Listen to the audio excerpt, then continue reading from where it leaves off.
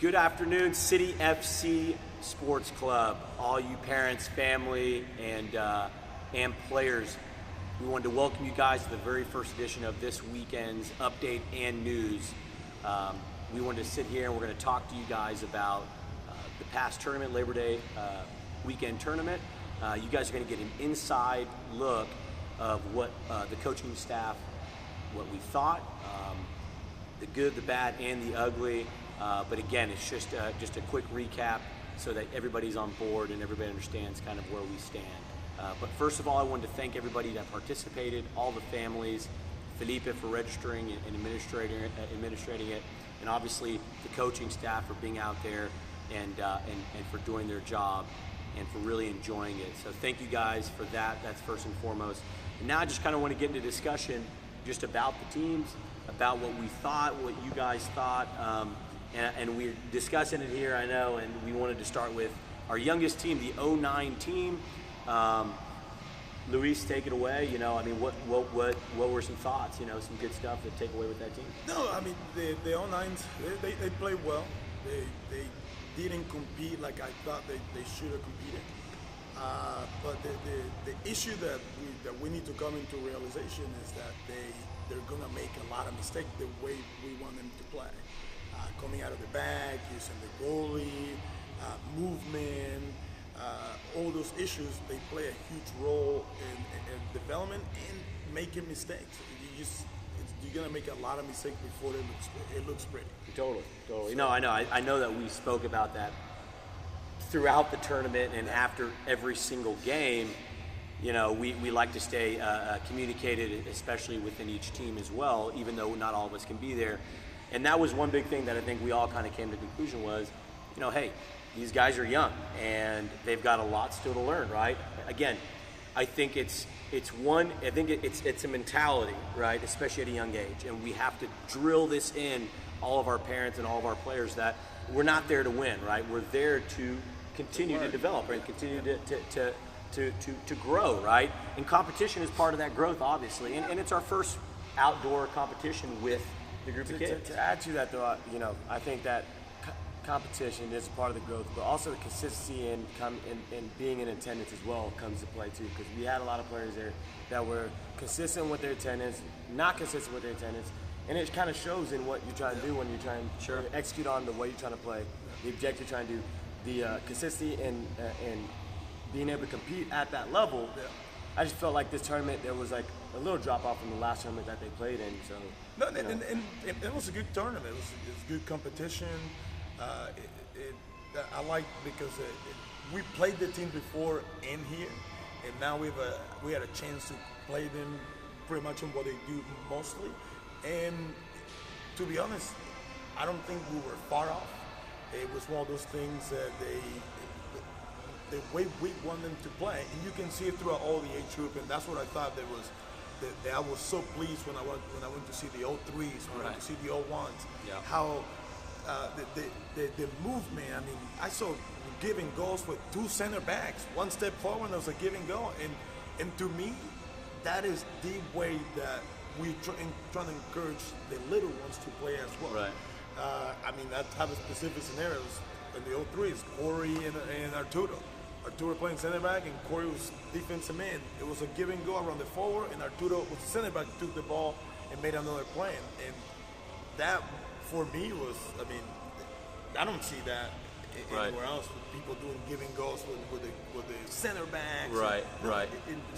Well, I mean, to that point, I think, too, is, and I think we all talked about it, was, and I know we didn't want to come on here and talk about any other teams, and that's not the intention here, is to talk about any other teams, but, you know, you had a real sense of what the objectives were of other teams. Maybe not a game plan, but an objective of the teams. And yeah, people wanted to win, and it's competition. I get it, right? And everybody has their, you should play a 3-2-1 or a higher player because of depth and this and that. And everybody's Pep Guardiola, right? When game time starts, right? But they don't want to sometimes respect, you know, that we have to put our egos aside and our pride aside, because guess what? We want to win. Yeah. I mean, we really want to win. And you know what? We can say, well, we'll put that player up high and we'll put this player over here and we'll win. And we'll win this game. And we'll have a better opportunity or chance of winning. And I think that I was most proud of that, hearing Luis about the 09s and, yeah, frustrated about some things. but frustration, right, on the part less of the kiddos and what we wanted from them, and I think more of, again, it was frustration on the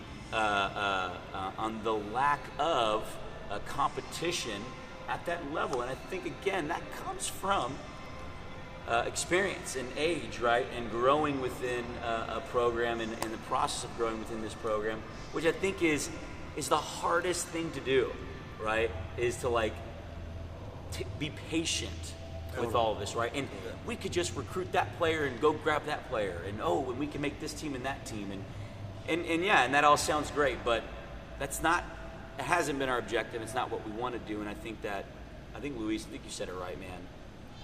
Our young ones at Disney showed so well, and our older ones did well, but didn't show as well. And it was funny, in outdoor, it was kind of a reverse, right, in terms of the winning. And that just shows, I think, again, where our belief is, the maturity, the growth, the process, the field size, the ball, the everything, the tactics behind soccer, and this and that. That, again, we're going to see that slowly throughout the year. I mean, it's like when we watching the old ones play. I mean, they did a lot of good things that I want the O9s to realize that that's where you're going. Totally. That's the direction you're going. Playing out of the back, not punting the ball. I saw a lot of 05s, 06s, 07s, 08s at the 01 game. Yeah. So but what I wanted to get into is going into the 08s. The 08s, if you watch the 08s play, and I had the 05s as well, you watch the 05s and the 08s play, and you go watch the 03s and the 01s, you see the same identity in the 01s and 03s, but the 01s and 03s are able to win because their bodies have matured. They've gone through puberty. They've grown. They have the physical attributes. They have the speed to keep up, and they're able to compete more at a higher level, playing the way we do, and not be affected by, just speed, physical. The 08s, if you came out and saw the 08s, you were there with some of the games. The ideas they had and the way they played, it was amazing. It was far beyond the competition that we were playing. Yes, we got beat every game. We lost every game, but I told them, I was like, I'm not even worried about that we lost every game. I'm more pleased on the fact that the way they play, they stuck with it, and the ideas that they had was amazing. You keep saying it though, Danny. It's the way that we play. The hardest part about this game is developing. Yeah. I mean, everybody wants to play a certain way. Yeah. And the easiest way to show people how to play a certain way is tell them what to do. Yeah. Right. But if the philosophy and our main objective is self-reliant players and intelligent player, that's the ultimate goal, then we're going to have to go through these difficult challenges and tests, right? Well, I mean, until we get there. But to go to that point, I think the purpose of competition and us competing in these local or regional or national events is to provide not our kids this platform of winning, and not to provide them, a base and say, hey, this is how we're going to play so that we Provide can them win. the answers. But you're providing them a platform to compete and to feel and to understand what competition is about. And figure out what the game is asking Totally. of them, and Always. answer them Continually. correctly or better or not as good. And that's the process. That is the part that stinks of the process, right? But and talking about that part and it being so difficult, I do want to give a shout to the parents, especially for the 08s and 05s. That's two teams I had. The parents, the support, and the fact that they were able to open their eyes and watch it from a different angle and actually see where the process is going to take them, because they also not only just played in their games, but also came out and watched 03s and 01s play. Sure. Totally. They saw it. They saw where the road is leading them, and they kept a positive attitude the whole tournament and process of what we're doing. And they actually got to see, okay, you know what? Yeah, we're losing every game, but the way the boys are playing was amazing. The 05 team, I mean, we had basically 505 actual players. I was getting shivers watching. But you saw for the progression from the first game to the third game, how much better they understood the outdoor game, and then how well they played it towards the end of it. And the goals that we got scored on, it didn't come from us just getting outplayed. It was more of a physical thing, ball in the air, our players not being able to go up and compete with it. But the way they play and the way they pass around these older players, even though they were older, was amazing. Sometimes 2 years older. 2 years older for some of them, because we had some 07s playing with the 05s. Yeah. No, definitely, and I think that's all great. It's all valid, and for us, obviously, this is more of just, again, our thoughts to you parents, to you players, on really what we thought of the whole experience for this weekend. And again, I think Danny's right. Thanking the 08, 05 parents for doing that.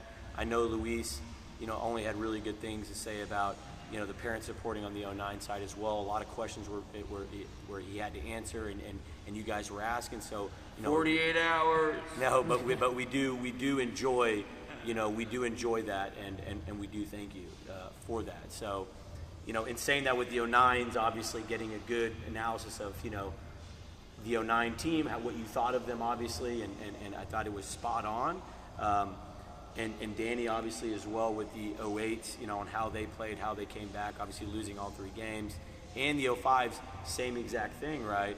I thought the progression, I thought you could tell, you could take our jersey off, we could have a no-name team, and you knew that this was City FC from 09 to 08 to 05 to 03 to 01.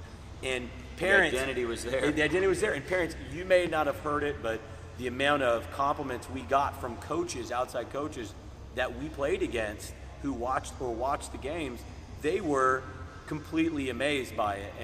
And we actually even had some coaches say, man, I couldn't do that because it just, in my market, in what I do in my club, it wouldn't be allowed. And with you guys, it's kudos that you guys are able to do that, and you have parents and people who support you guys and support the process and what we do. So again, we thank you for that. And I kind of want to just quickly wrap it up with obviously the older end of the teams, because obviously these older teams have been with us, a lot of these kids, for 5, 6, 7 years, right? And they struggled through the process from the beginning, and they lost games, and there were a lot of doubts, and there was not a lot of success. The positive I take out of it, and I think for my younger groups to take out of this, is, look, 7 years ago there was no example to be shown, and today you have a clear example of what type of player through this process is being developed inside these walls. So I want you guys to stay positive and stay supportive, obviously. But always, obviously, ask us questions so that, it keeps us on our toes and it keeps us, communicating with you guys. But, to go with the 03s, Esteban, I mean, obviously, the 03 team was the team that made it the furthest to the semifinals. And, yep. Let's talk about them. Yeah, I mean, the 03s, the 03s to us, and we're going to be honest here, and especially when they get older, we can be even more honest because they're older and they understand things and they get less hurt on when we play around with things. But the 03s has always been a group, I think, to us that is challenging in a way of finding personality within the team, right, and a leader within that team. And I think there are leaders in groups there of kids that are the way they play and how they play, and I think it's unbelievable, and how they compete. But still would love to see from the 03 group, I think, a leader really evolve out of the group. What I saw fantastic from the 03s, an issue that we were having before was camaraderie, was team was just forming, right? They came together. Guys that were just started this year, or a girl that just started this year. Shout out to Joyce there. She was awesome. But having that group kind of come together was really, really nice to see. And the 03s were interesting because they have a very, very distinct personality of pass and move, right? They're very unselfish players. And not all of them, but majority are, and it's really nice to see that because you really get to see the ball movement play out with that 03 group. And I think, we played a 4-2-2-2 or a 4-2-3-1, majority of the teams. And you really got to see their strength with the 4-2-2-2. I think that, unfortunately, 5 games over 3 days with 3 on the bench. I told the 03s at the end, that's a difficult feat, to get through that and to make it that far. Yeah, to make it that far, and even at the semifinal, to be able to fight through that and say, man, we got a final to play in, a couple hours. I mean, look, There's a lot to ask about. That's not about fitness. That's not about this and that. And yeah, are those things we need to work on? Absolutely. But at the end of the day, you know, the 03s really showed the identity, I feel, of City FC. They started to understand more and more their roles within that formation, and I moved players around everywhere. I mean, I had players playing everywhere, and I was proud of them. I was really proud of them. From game 1 till I think game 4, I saw a huge improvement. I think game 5 was it was one of those games where it was like nobody has legs anymore. Yeah. And how are you supposed to, you know, define a tournament off of a loss in a semifinal? Oh, we lost and we should be. Look, be mad. We all want to win. But also take a step back and say, man, look what we accomplished. Yeah, exactly. And I think that's with everybody in all teams.